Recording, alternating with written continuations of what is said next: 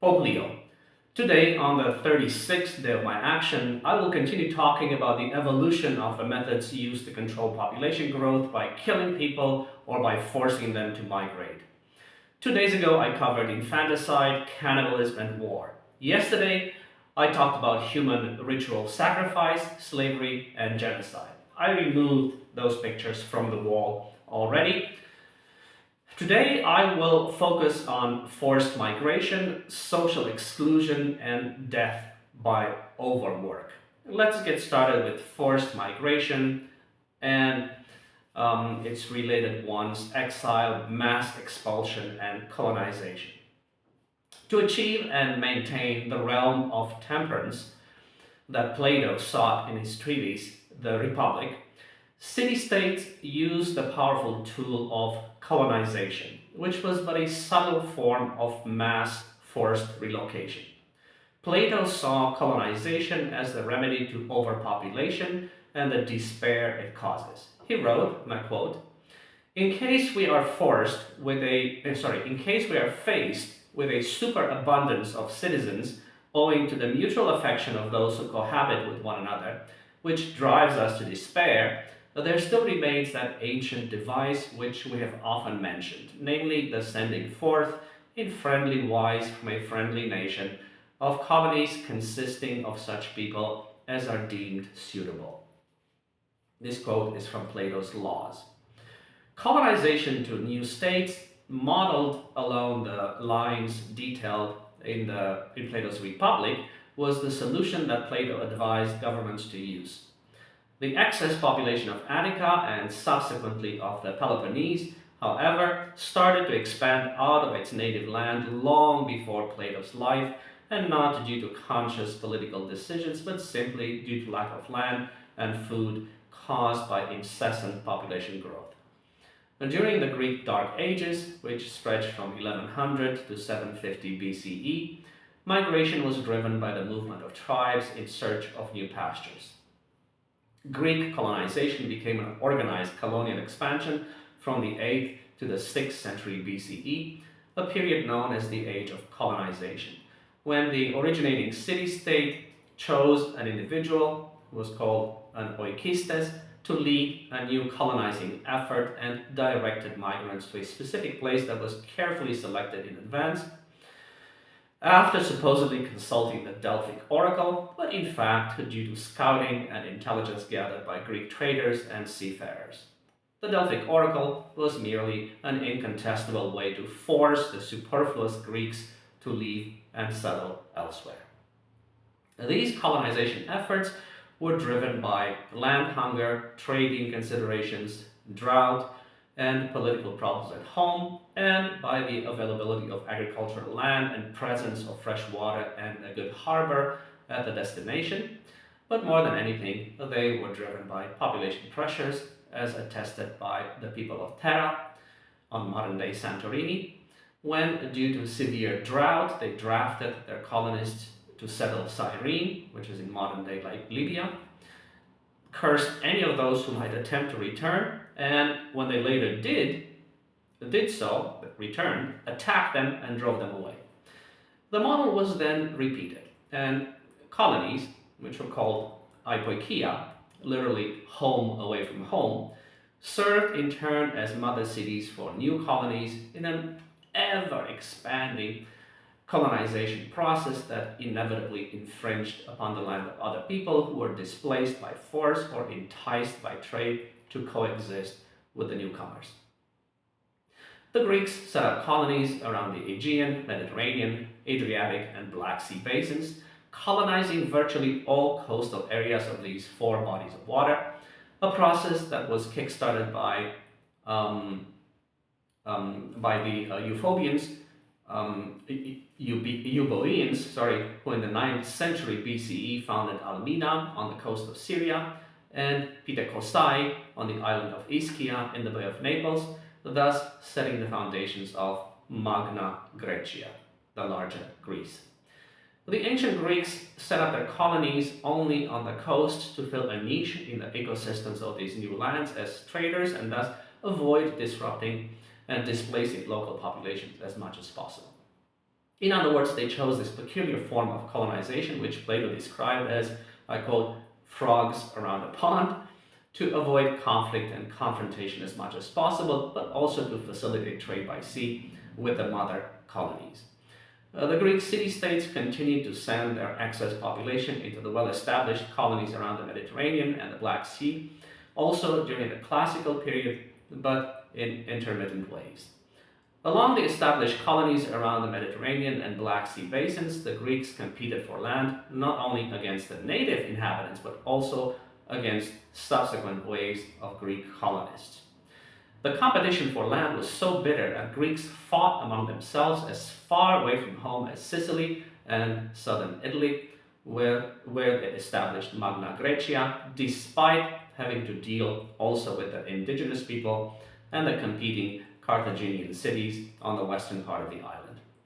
Colonization experienced a second great resurgence during the time of Alexander the Great and the early Hellenistic monarchies, when the Greeks went far beyond their existing regions of colonization and through direct military conquest absorbed large swaths of land all across the Middle and Far East, all the way into the northern part of the Indian subcontinent. The vast territories conquered by Alexander were splintered into a series of kingdoms and Hellenized by his successors. Alexander's conquest in Asia accelerated not only the pace of immigration out of Greece and into the newly occupied territories, but also of commerce, giving rise to what some have called the first globalization. Greek citizens were exiled or banished, expelled or deported as punishment for serious crimes, to release social and political tensions, or to uphold and defend certain fundamental abstract obligations of citizenship that were intrinsic to the classical civic ideal. Legal grounds for citizen expulsions were penalties for exile and outlawry, while atimia, a form of disenfranchisement, often led to voluntary exile, since citizens were deprived of fundamental privileges without which life became intolerable. Exile was the penalty for unintentional homicide or intentional wounding of a citizen, intentional homicide of a metic or slave, treason, temple robbery, and certain forms of impiety. Outlawry was the penalty for collaborating with a tyrannical regime, corrupt conduct by a civic magistrate, or ruling as a tyrant. Both exile and outlawry could be the penalty for opposition to or violation of laws and decrees regulating fundamental aspects of civic organization, such as the distribution of property, membership of the citizen body, the terms of civic reconciliation after civil war, or the terms of a major public works contract. Grounds for atimia were falling into debt to the city-state, cowardice or desertion in war, and insulting one's parents or a civic magistrate, as well as non-payment of a fine, failure to swear an obligatory oath, neglect of duty or illegal iteration of office as a magistrate, and, in the most common case, contravening or challenging provisions of a specific law or decree. In ancient Greece, citizen expulsions served as a tool of social regulation, hence it was considered legitimate to lawfully expel even citizens who only involuntarily or unwittingly posed perceived threats to civic order. If blood feuds could be thus avoided, population and labor supply controlled, civic harmony preserved, and sovereignty and territorial borders reinforced. Republican Greece went even further by adding purely ethical violation and shortcomings to the already long list of grounds for exile or expulsion.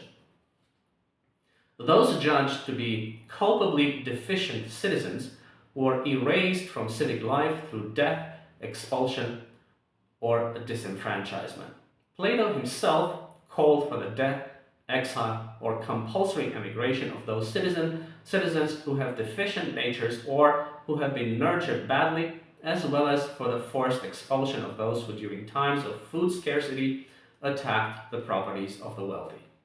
In Plato's own words, I quote, "A milder form of purge is one of the following kind.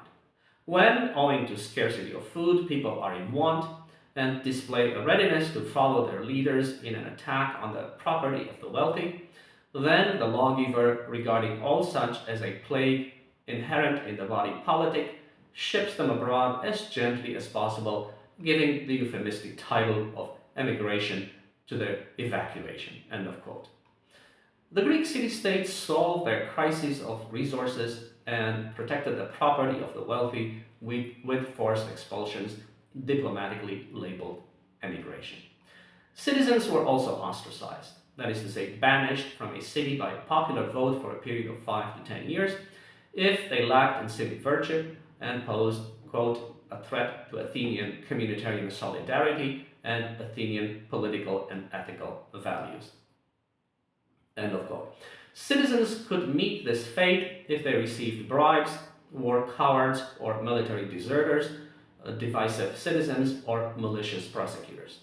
A very high proportion of leading Athenian political figures, for example, Themistocles, Cimon, Alcibiades, and Demosthenes, were exiled or ostracized by the Athenian people for contesting the economic interests and political values of the day, as there was rarely consensus, and it was common for rival politicians each to claim a monopoly of legitimacy for a particular contentious interpretation, which in the end resulted in the expulsion of the weaker party, since pluralistic political exchange was difficult to sustain within the normative constraints of the Athenian politics of exclusion and expulsion.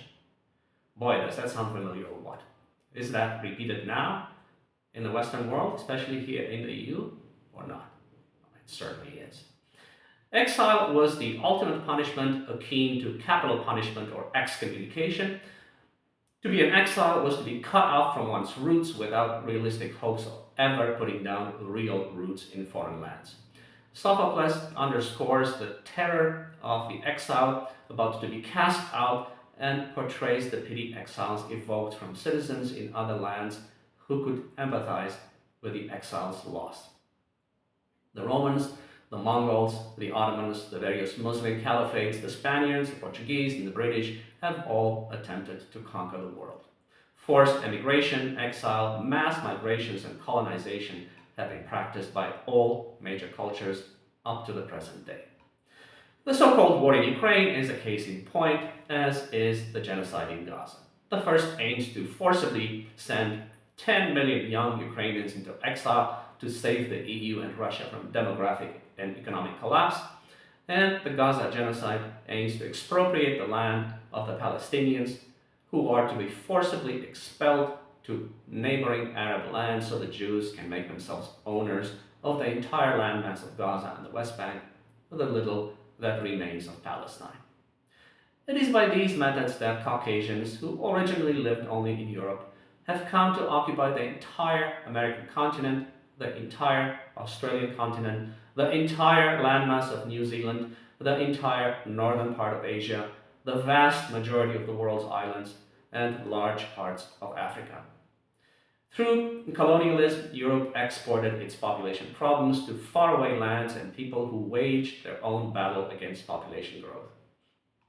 At the beginning, the ability of Europeans to reach the shores of Asia and the Americas by sea was used strictly to enrich traders and the monarchs who funded them.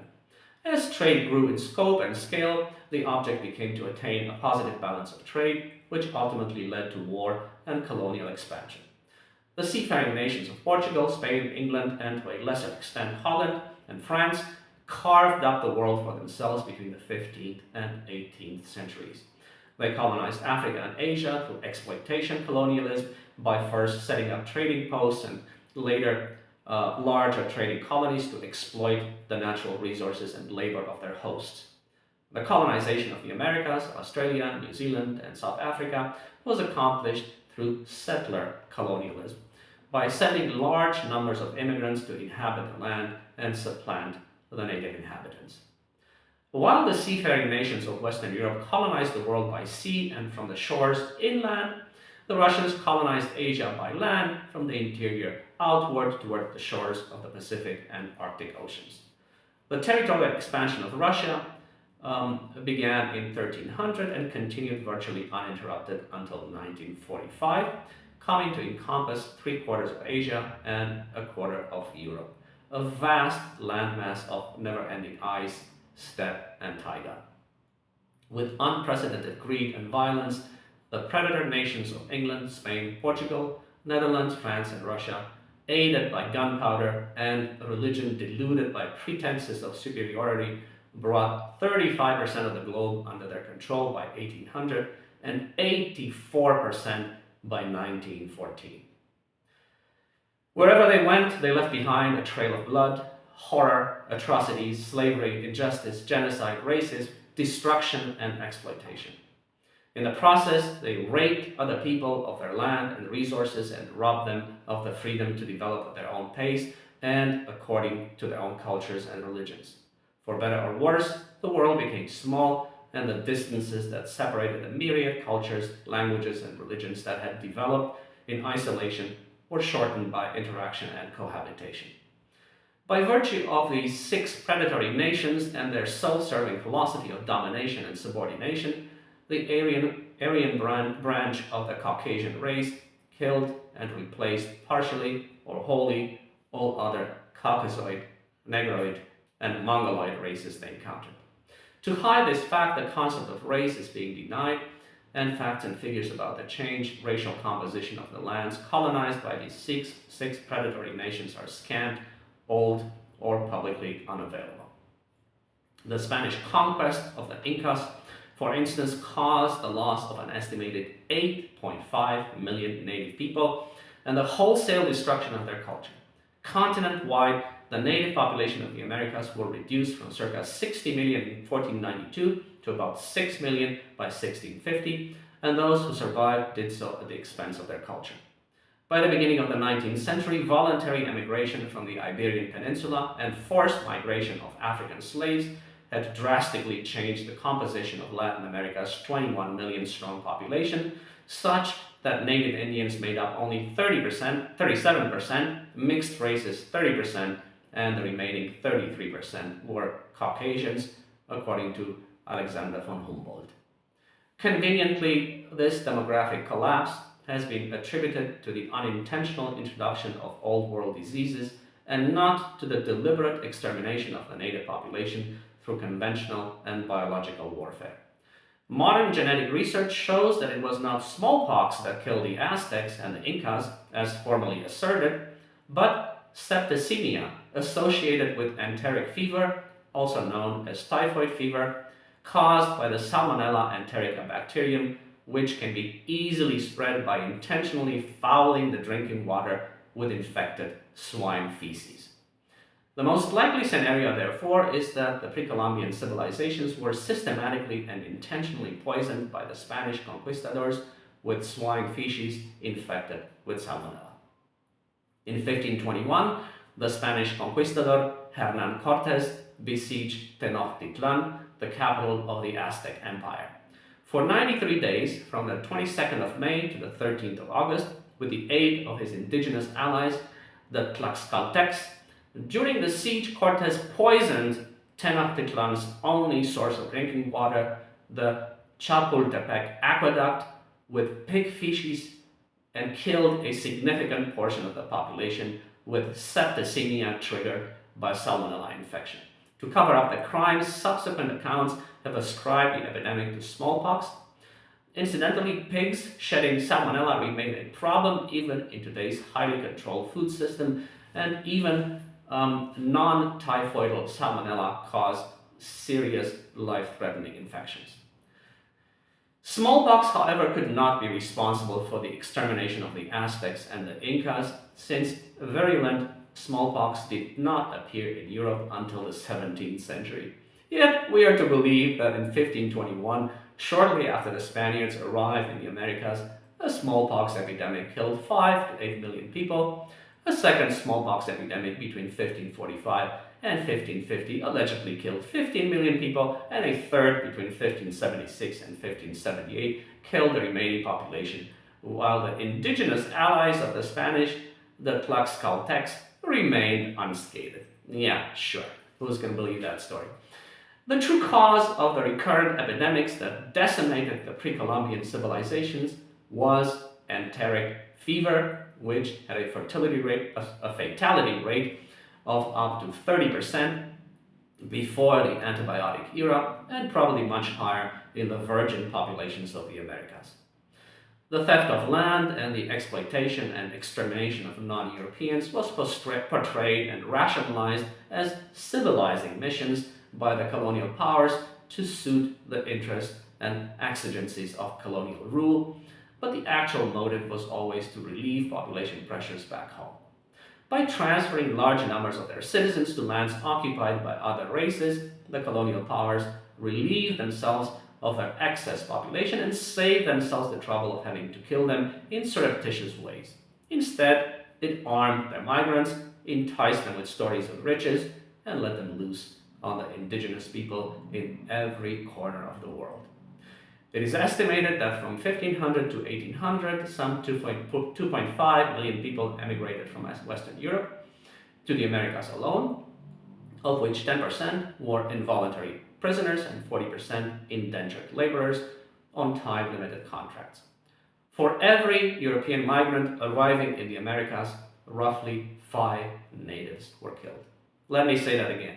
For every European migrant arriving in the Americas, roughly 5 natives were killed. The same dismal story was repeated on every continent, and had there been people on Antarctica, it would have been repeated there as well. After the Dutch discovered Australia in 1606 and Captain James Cook claimed the southern continent for Britain in 1770, under the doctrine of terra nullius rather, which means nobody's land, as though the aboriginals did not exist or were invisible, England turned it into a penal colony and began sending its convicted criminals there. The pre-contact Aboriginal population is estimated to have been anywhere between 500,000 to 1.2 million strong, but by 1900, fewer than 100,000 remained, and once again, European diseases, not aggression, were blamed for the genocide.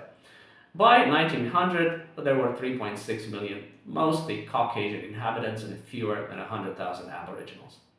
While the predatory nations of Western Europe claimed enlightenment and championed its attending ideals of freedom, liberty, and equality at home, they practiced genocide abroad and engaged in colonial expansion and subjugation at unprecedented levels throughout the 17th and 18th centuries to ease their own population pressures.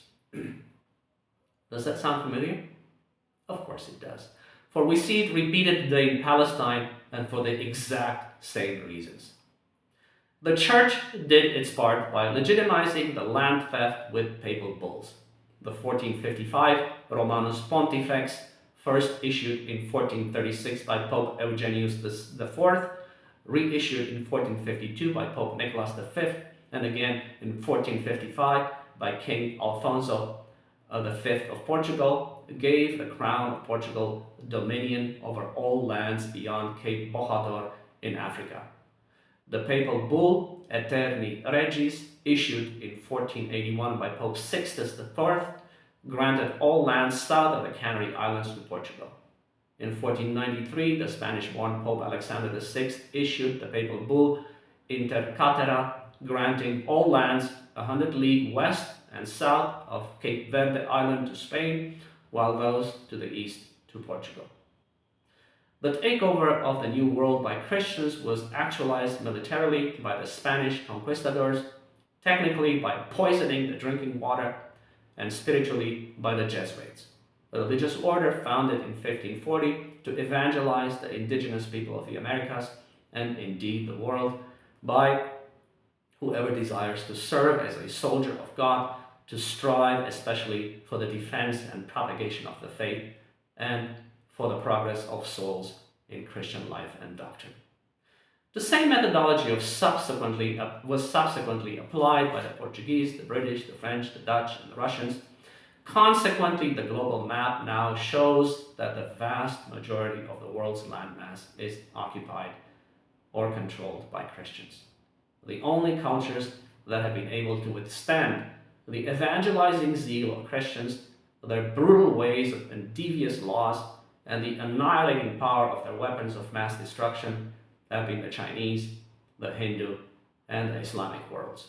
The first two on account of their numerical superiority, and the last due to its militants. All others have fallen. With colonialism and migration, Christendom softened its population growth and resource scarcity problems by increasing its land and resource base and by replacing indigenous populations far away from home with Europeans who would have otherwise been in excess of the home continent's ability to sustain them. There is more forced emigration, exile, and mass expulsions now than at any other time in history, which is why 122.6 million people, let me repeat that, 122.6 million people are forcibly displaced worldwide. This includes 68.3 million internally displaced people and 37.9 million refugees. Additionally, there are 8 million asylum seekers and 5.8 million others in need of international protection. The 10 million Ukrainians who were forced into exile by destroying their homes and cities is but the latest example. Let's move on now to the second method of killing people, social exclusion. You are probably familiar with India's caste system, the so-called Varna system, but probably not with the consequences of this, which is starvation by social exclusion. The preferred method of controlling population growth on the Indian subcontinent, and a uniquely Hindu method, has always been starvation by social exclusion, facilitated by the caste system, Varna. A social arrangement that goes back to 400 CE, but has even older origins. This system divided the population into 4 classes and left the rest out in the cold by designating them untouchables, Dalits, also referred to as Chandalas, and conveniently deeming them so inferior as to be undeserving of any compassion or empathy, to be treated with such contempt that their abuse and death would have no psychological impact on those fortunate enough to be included in the Varna social structure. The 4 classes of the Indian caste system are the Brahmins, made up of priests and placed atop the social hierarchy as the most privileged, whose role is to study, teach, perform sacrifices, and officiate religious services. The Kshatriyas, made up of rulers, administrators, and warriors, whose role is to protect, administer, and promote the material welfare of society. The Vaishyas, made up of artisans, farmers, merchants, and tradesmen, whose role is to run the economy, and the Shudras, the laboring class, whose role is to supply the needed manual labor. Any exploitation, denigration, repression, or violence directed at the untouchables was acceptable, and this has allowed the Hindu world to create a buffer population that could be sacrificed when necessary by simply starving them to death, or if need be, deny them access to the water wells so they die of thirst. To this day, some 15% of India's population is Dalit, untouchable. But in the past, the proportion was much higher, easily reaching 50%. Furthermore, the Shudras were treated in the past not much better than Dalits. Depending on the time period, as many as 80% of the lives taken for the purpose of controlling population growth could be ascribed to starvation by social exclusion through the caste system and the Dalit designation, which has always meant a short and miserable life. To this day, circa 7,000 Indians die every day of starvation. The vast majority of them, of course, are Dalit. The modern version of social exclusion is unemployment and the removal of people from any and all social assistance programs, which leads to homelessness and an early death. The United States has taken this a step further by making medical care a privilege and denying people critical care for chronic conditions, which once again leads to premature death. Throughout capitalism, a proportion of the population is deliberately kept unemployed in order to suppress wages and exploit the labor force. On to the third and last method of killing people that I chose for today, death by overwork. Egypt, unlike Mesopotamia, was not a civilization of cities. The population was spread out along the banks of the Nile River. This largely sheltered the Egyptians from the recurring epidemics that afflicted the Mesopotamian cities and killed a good proportion of the population.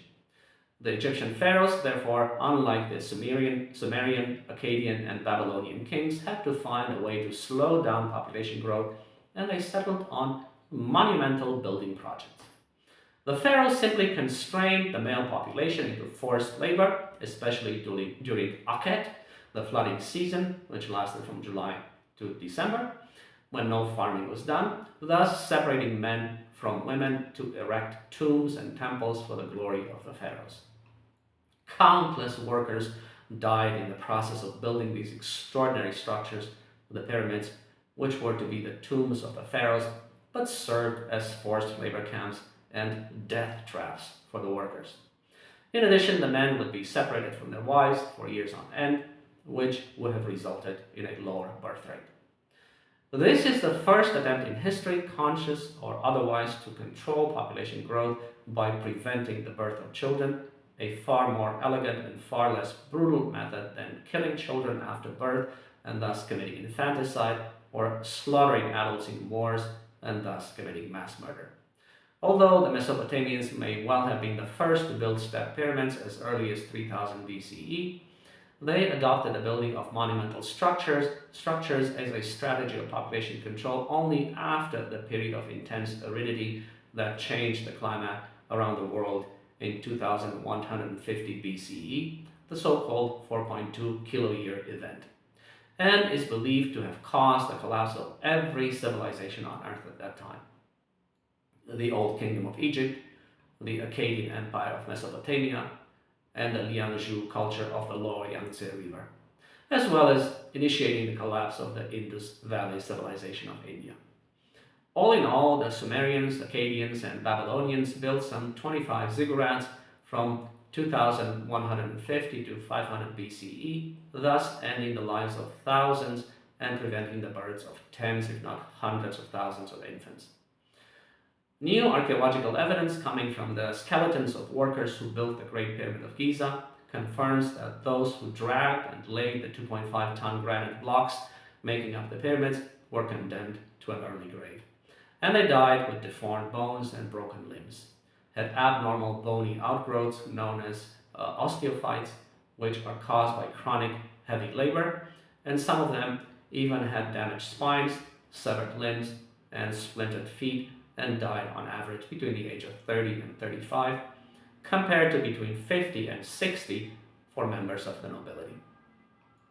Of course, this strategy of population control also had many social, in addition to demographic, benefits, as it reduced crime and social disorder, prevented fragmentation, directed society towards constructive and away from destructive practices, strengthened social cohesion and cultural identity, facilitated technological progress, stretched the food supply, and inspired awe and respect in potential enemies. The civilizations that followed have used the erection of monumental architecture for the same demographic and social benefits as the Egyptians, until the Romans extended the utility of this method to practical concerns such as infrastructure building, which brought extraordinary economic benefits as well. Roman roads, bridges, and ports revolutionized trade and made the creation of unprecedented wealth possible, while Roman aqueducts and baths revolutionized sanitation and hygiene and made possible cleaner cities and people, a better quality of life, greater comfort, greater population densities, less disease, and longer lifespan. Ever since the Egyptians used monumental buildings as a proactive method of population control, the pyramid has been a symbol of conscious population control for those who adopted this methodology from the Egyptians, namely the Romans, after annexing Egypt and upon the fall of the Roman Empire, the Roman Catholic Church, who inherited the burden of controlling population growth from the Romans, and to this day is in charge of the program, having expanded it globally. For this reason, we find miniature pyramids and their smaller cousins, the obelisks, which are pyramidions and symbols of regeneration and creation, in the cities central to the population control program today, namely Rome, where I am now, where the Vatican is located and serves as a center of spiritual power. You all saw the huge obelisk right in front of St. Peter's, In Washington, a center of military power, London, a center of financial power, and Paris, a center of cultural and formerly also of diplomatic power. Obelisks originate from the same time as the Grand Pyramids of Giza, the 5th and 6th dynasties of the Old Kingdom, circa 2494 to 2184 BCE, and were used to commemorate an important event or pharaonic accomplishment. The Egyptian word for obelisk, which is a Greek word, is tekenu and is written with a hieroglyph that means to beat a drum, thus to announce an important event. Incidentally, the Egyptians always raised obelisks in pairs, undoubtedly to symbolize males and females, a further reference to controlling population growth by keeping males and females apart in order to prevent conception.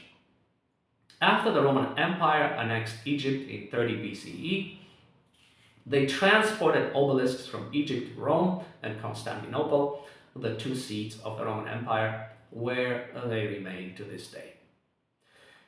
The Hindus use this method of population control as well, and that is why we have the extraordinary temples carved out of entire mountains. They are something to behold, I tell you. And so did the West, which is why we have these unbelievable cathedrals that took centuries to build and cost countless lives. The nearest embodiment of this methodology of population control is found in Japan, hence the Japanese term karoshi, which translates to overwork death, a term used to describe sudden deaths attributed to overwork, with heart attacks and strokes being the most common causes. A sister phenomenon is that of karoshijatsu, death by suicide as a result of mental stress from the workplace. 60 and 80-hour work weeks are not uncommon in Japan. As testament that this is a deliberate policy to kill people through overwork, the Japanese government has taken only symbolic measures by capping overtime work at 45 hours per month and 360 hours per year in principle, while making provisions for exceeding these limits under so-called special circumstances that any employer can dictate by a maximum of 720 hours annually, 100 hours in a single month, and an 80-hour average over a 2 to 6 month period. Imagine that, working for 80 hours every week. As a result, people keep dying of overwork, and that number is increasing from year to year. Incidentally, work-related stress kills more than 750,000 people per year worldwide, according to a WHO and ILO, that's the International Labor Organization study done in 2021. This is the modern version of death by overwork that the Egyptians invented. Once again, you can see that every old method of mass killing has a modern version that is less brutal and obvious, but just as effective, if not more so. We are governed by criminals, cretins, and cowards, and this will remain so until you, the people, rise up and assume command and control over the Depop program through a population stabilization law. Otherwise, you will continue to live and die like slaves, for that is all you are if you make yourselves dependent on the depopulationists. Thank you for your attention.